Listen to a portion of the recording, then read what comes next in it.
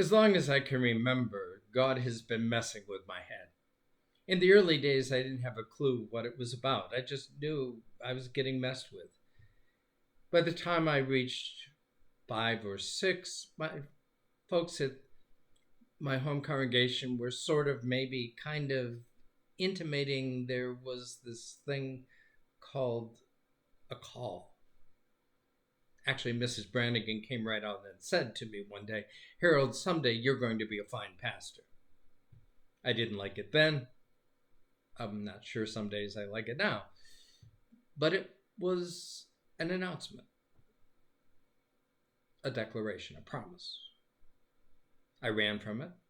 I argued against it. I ignored it. I fought it. But by the time I reached late high school, I decided maybe, well, I should think about it. If God's really pushing, at least I need to find out how to do it. And so I went to my pastor. He said, well, you finish high school, you go to college for 4 years, then you go to seminary for 4 years, and then you get ordained. And then you get a call.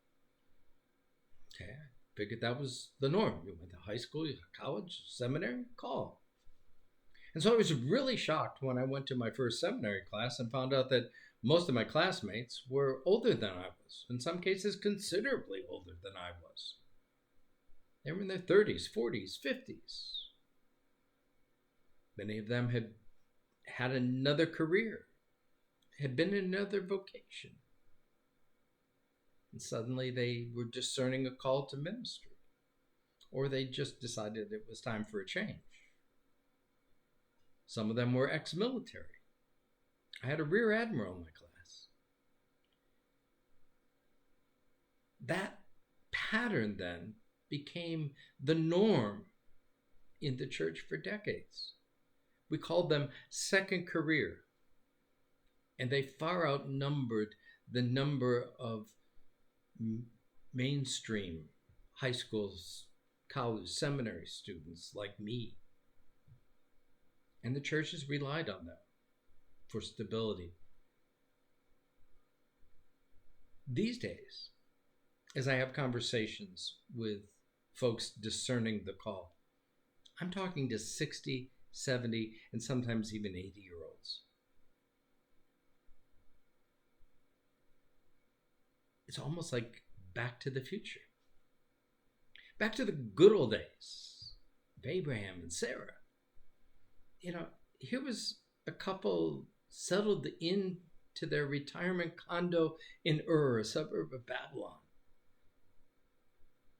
hanging out by the poolside sipping Mai Tais, when God shows up with a promise, a covenant. Come with me, and I will make of you a great nation. And I've got this strip of land for you, which Golda Meir will point out centuries later is the only strip of land in the Middle East without oil. Some promise. And so Abraham and Sarah go. They go trekking off through the wilderness. For God is consistent with this promise. Your descendants will number the stars in the heavens and the sands on the earth beneath. It becomes like the rainbow to Noah, a visible reminder of the promise. Look up at the stars and you will see the promise. Look at the sands of the earth, you will see the promise. There's only one problem. Abraham and Sarah have no children. And as Paul will point out later, it's a bigger problem because they're as good as dead. And there ain't going to be no more children from them. It's not looking promising. And so Sarah comes up with this marvelous plan. Notice in the Bible, it's always the women that come up with the marvelous plans so that the guys can blame them later if they don't go well. Some things never change.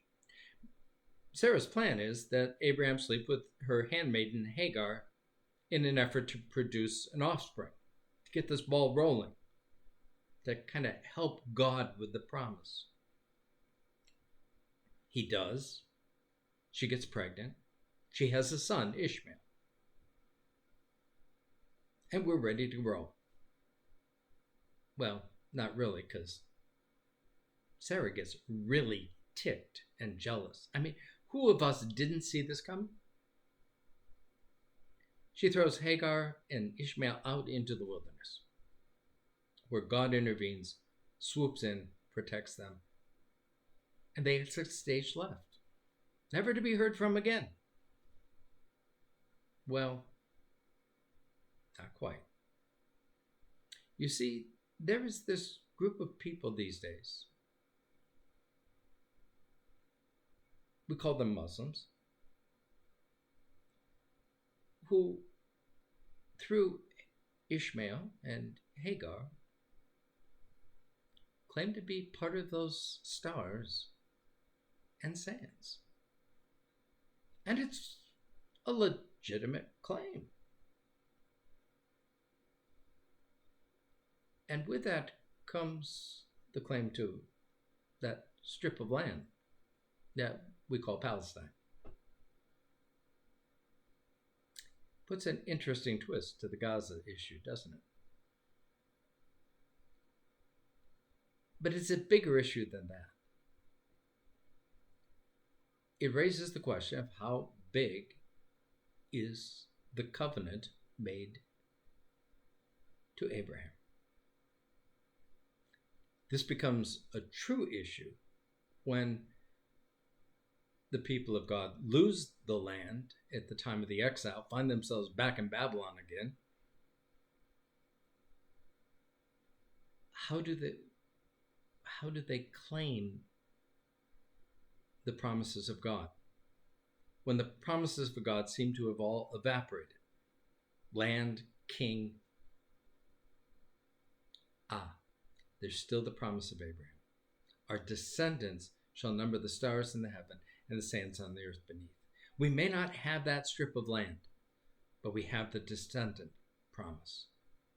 And so ancestry becomes a huge issue in the time of exile, and particularly as they return to the land.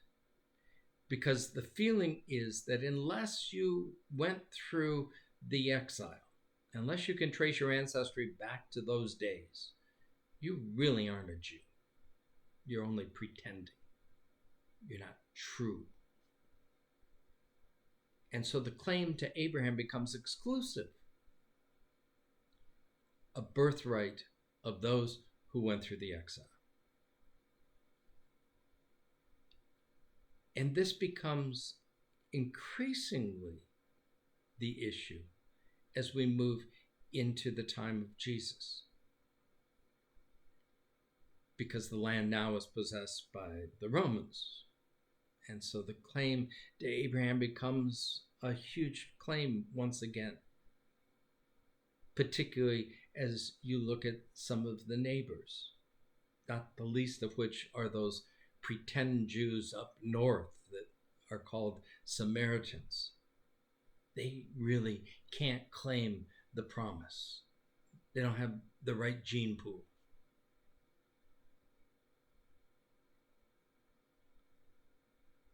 And so it's no wonder Jesus gets in some hot water with his dealings with the Samaritans. But even more so because he raises the claims, or the objection to the claims, that the Jews are making, that, we're sitting pretty with God because we are descendants of Abraham. We got the promise. Who do you think you are? We're the chosen ones. And Jesus calls that into question again and again. Just because you call yourselves children of Abraham doesn't give you any birthright in the coming kingdom. Paul goes on to say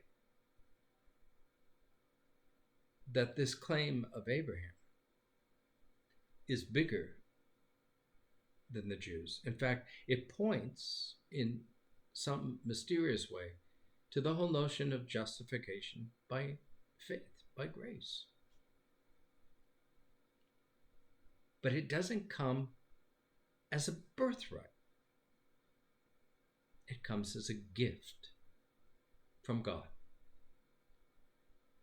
A gift freely given in the life and death of Jesus the Christ. We claim the sign of that promise in baptism. And that becomes our attempt to limit the promise so that we feel pretty good because we're the baptized people of God, so we got the kingdom. But is Jesus still messing with us?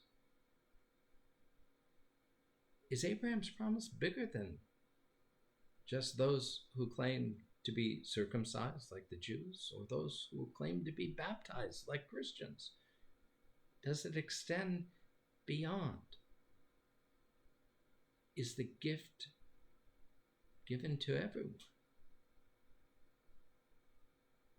I know I'm bordering on heresy at this point, but it raises an interesting question.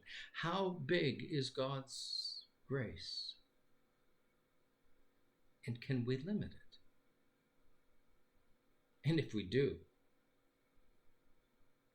I'm afraid I might fall out. Because if it depends on me, I'm screwed. My only hope is in that grace that God gives as a gift. That's my claim. I believe that's our claim. And the claim of the world. The promise of Abraham. Descendants like the stars of the sky and the sands on the earth beneath. How big is that?